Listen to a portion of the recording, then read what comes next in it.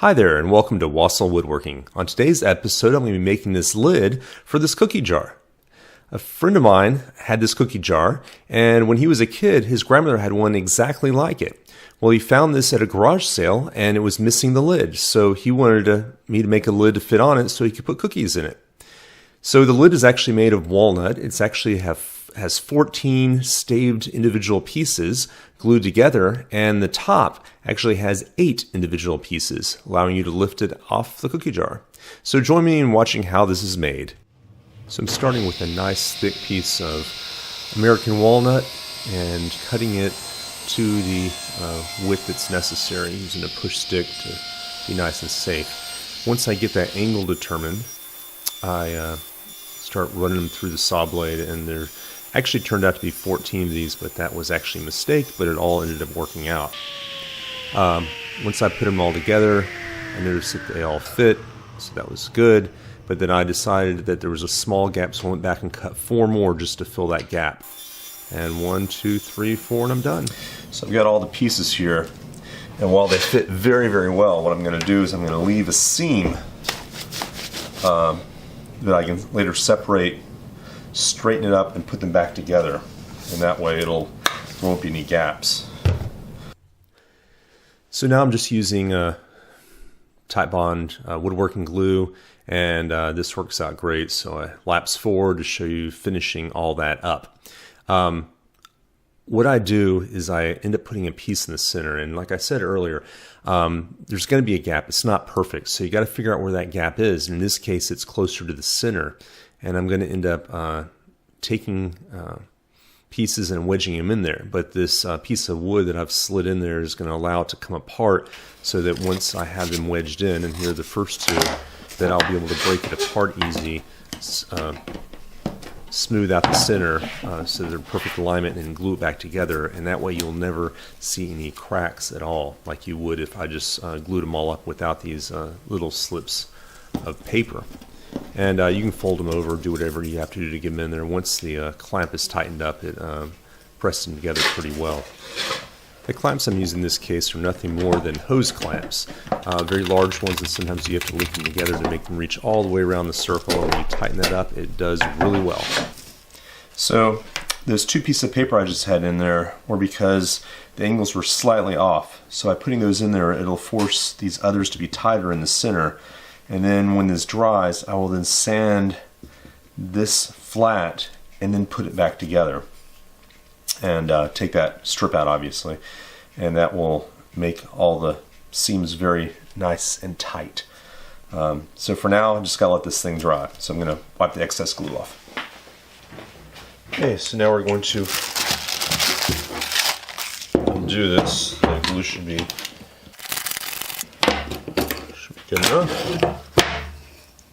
There we go. And there's that. There's those little pieces of paper that we talked about. Now I have to sand them so that doesn't rot, take that little gap out. But the easiest way to do that is probably on the belt sander or putting it on the table saw, just taking a very thin piece off. So I got to figure that out. So I did figure it out and decided the best way to do this would be use the disc sander on my sanding station, running it back and forth, and it should get it pretty straight. So I have to check it out, and it's really a trial and error type thing until there's no light coming through, and I do that a lot of times by holding it up to the ceiling light to make sure that it is as tight as can be. Okay, so now the pieces have been sanded smooth, and now I will glue them together. So now it's off to the next thing, which is preparing the faceplate to put the wood block on so that we can take it over to the lathe and start cutting this thing up. So I'm just making sure it fits well. So now I'm going to take this and put double-sided tape on it to hold it.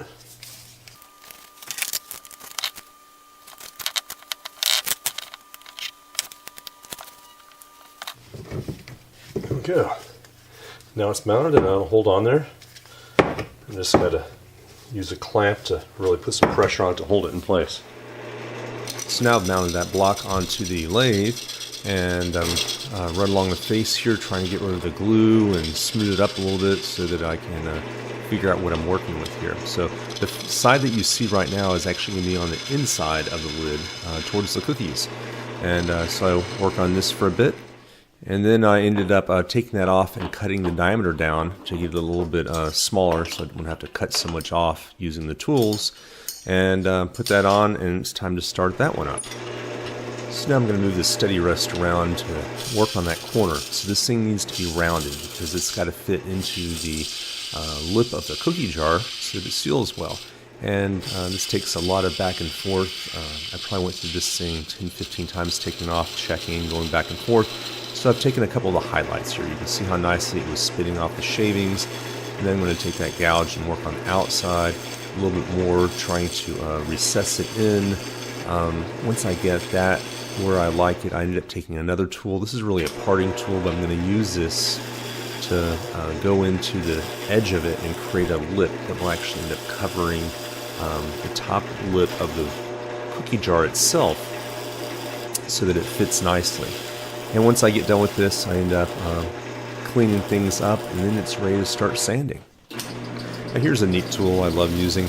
It takes advantage of the spinning of the bowl, or in this case lid, and I crank up the speed a little bit to get that to work better. The sandpaper comes off the front. It's got a loop and hook fastener on there, and of course I always come back and make sure I use some hand sanding with 400 grit sandpaper. You can really tell how well it's going by just rubbing your hands over it, and when you get it smooth, you know you're finished.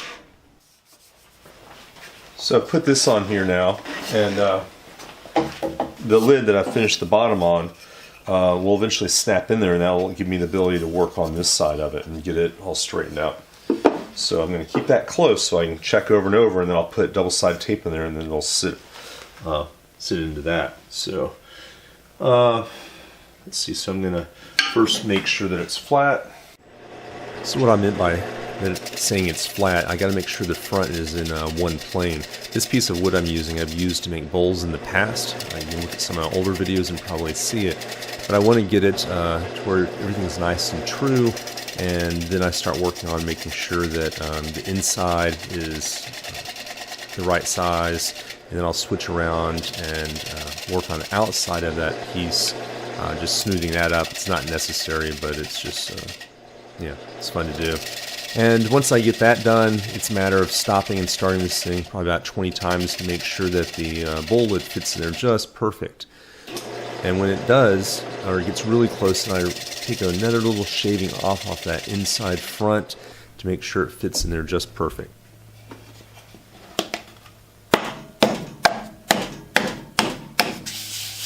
Here we go. Now that the lid is in here and held with double-sided tape, I'm going to take the scraper and make sure that I get it nice and smooth on the front, get rid of all that glue, just ensuring that it's nice and flat. Then I'm going to bring in sander on a drill and really go at it to smooth everything out to get ready for the handle that I'm going to make off camera and glue right in the center. So there's the handle. It's been put on, and I'm going to use the parting tool to get in there and really undercut it a bit to make it easier to hold and make sure all the glue's gone. Then I'll use this scraper to smooth everything out. I'm going to sand it off camera, put the Waco tung oil on it, polyurethane, but I'm not going to show that because no one wants to watch that dry. That takes a while. And next thing you know, I am finished. So I hope you enjoy watching me make the lid for this cookie jar. As you can see, it has 14 individual segments that have been glued together, and the top has 8 individual segments, and they really shimmer in the light. It's very nice. It was finished with Waco oil and high gloss polyurethane on top of that, so hopefully that will keep it good for years to come for eating cookies. So if you enjoyed this episode, subscribe now, give it a thumbs up, and I'll see you next time on Wassel Woodworking. Thanks for watching.